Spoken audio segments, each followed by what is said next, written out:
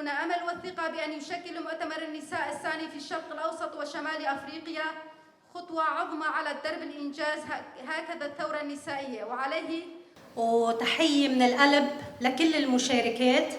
كلمة الافتتاحية باسم اللجنة التحضيرية لمبادرة قوتنا بوحدتنا.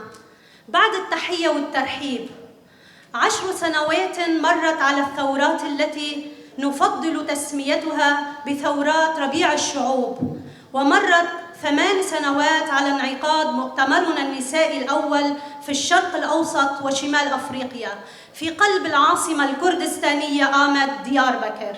وها نحن اليوم نجتمع كي نعقد مؤتمرنا النسائي الثاني في الشرق الأوسط، مطالبات بالديمقراطية والحرية والعدالة والمساواة بالعيش في السلام والأمان.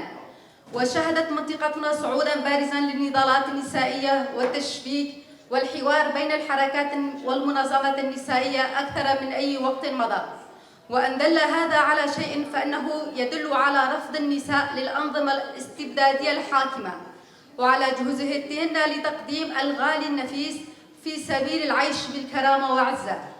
لكن بعد مرور عقد على هذه الأحداث الأخيرة الساخنة نطرح السؤال: ما هو الوضع الذي وصلنا إليه على رغم كل هذه الجهود والتضحيات والنضالات النسائية العظيمة؟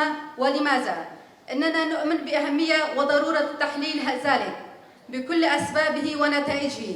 فقد انهارت بعض الأنظمة وتأسست أنظمة جديدة أخرى، وما تزالت المقاومة مستمرة في عديد من الأماكن.